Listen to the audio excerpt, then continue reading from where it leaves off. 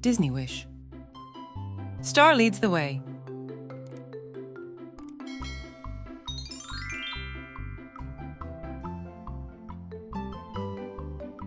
Asha couldn't believe her eyes. A star was zooming around the forest, sprinkling stardust everywhere. The ball of light had used yarn from a pair of pajamas to weave a pattern throughout the trees and made the plants and animals of the forest burst into song. Even Asha's pet goat, Valentino, had started talking. Asha's father had always said they were connected to the stars. That was why she had made her wish. "And now you're here? For me?" Asha asked. Star gazed at her with joy.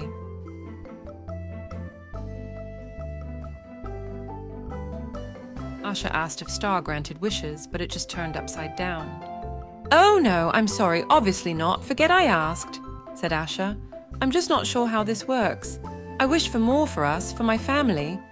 I just want their wishes to have a chance." She explained how the sorcerer king of Rosas, King Magnifico, kept the beautiful bubbles that held the people's wishes locked up in his castle. Most of the wishes would never come true.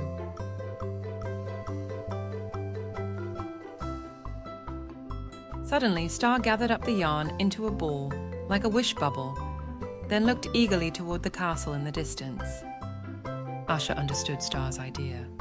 "You mean we take them back ourselves?" She wondered if that would be stealing from the king, but Star gave an emphatic puff of stardust in protest.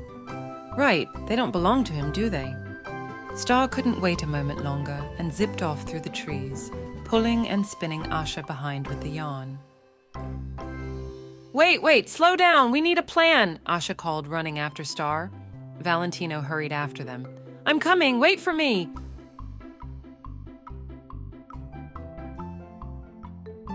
"We can't let the king know you're here," Asha warned as she caught up to Star, who was distracted by a bunch of rabbits. If the king kept people's wishes for himself, what would he do with a real living star? They had to get through the forest and village undetected to keep Star safe. "Don't worry," Valentino bellowed. "Quiet is my specialty. Now, onward." "This is going to be harder than I thought," Asha groaned.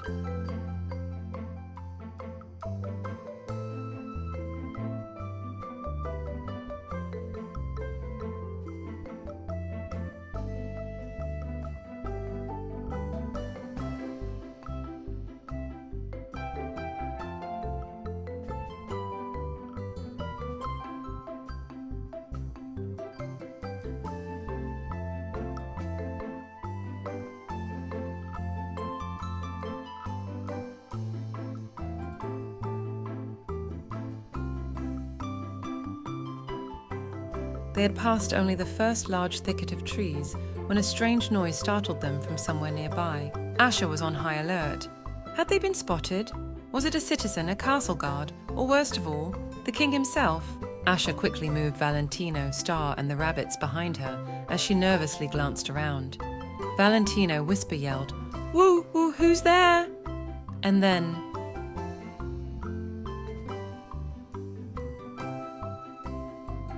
his stomach gave a loud grumble, gurgle, and rumble. Asha turned around in shock at the noise emanating from the small goat's belly. He sheepishly looked up and said, "Oh, yes, I see, that would be me. I don't suppose you packed any carrots in that dress of yours?" Asha shook her head.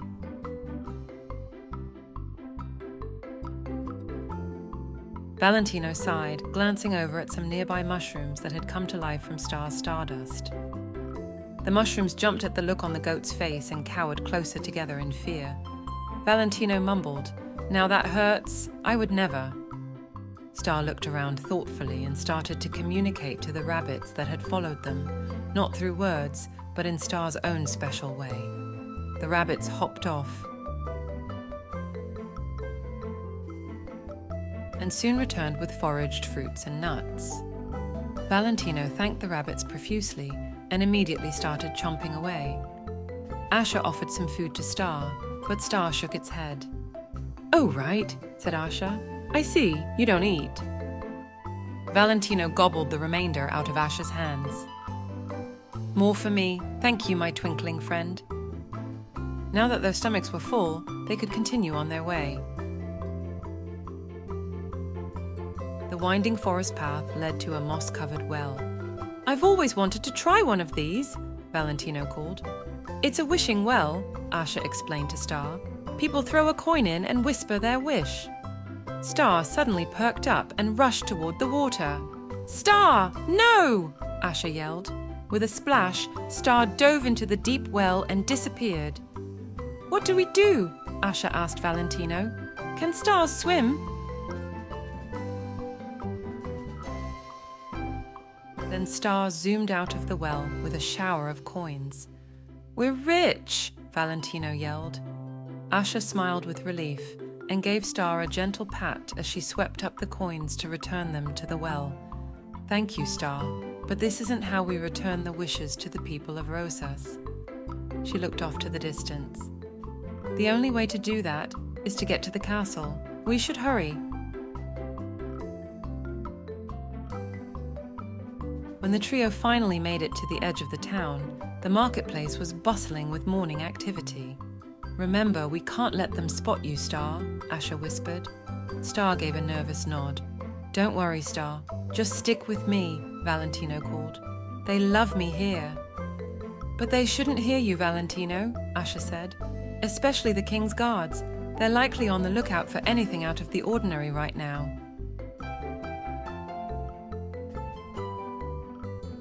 Star hid in the folds of Asha's dress as the friends made their way through the marketplace. Between the busy stalls and people shopping, they were able to pass through the crowd without notice until... "Carrots! They have carrots! Oh, please, let's buy some carrots!" Valentino's deep voice rang out through the town square. Everyone turned to look in their direction.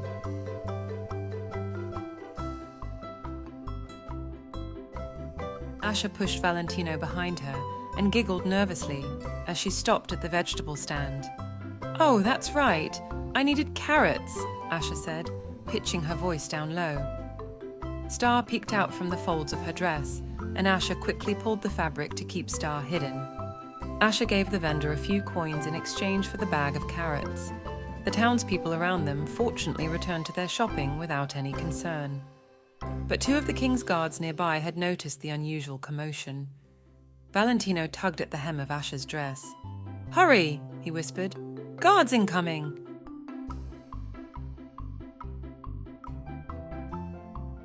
Asha and Valentino dashed around a corner, while Star used a little stardust to help stop their pursuers. Star's yarn tangled around a few low-potted plants and tripped up the guards.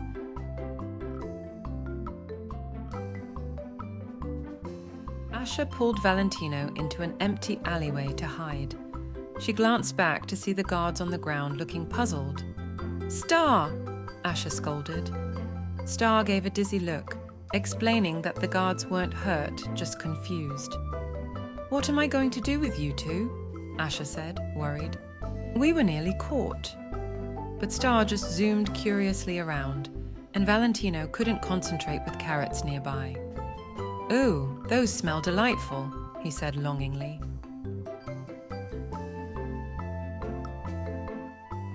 Asha looked at Valentino's dreamy expression and smiled. She gave the little goat a carrot, and Valentino started munching happily. Then Asha looked at the bag of carrots and suddenly stood up.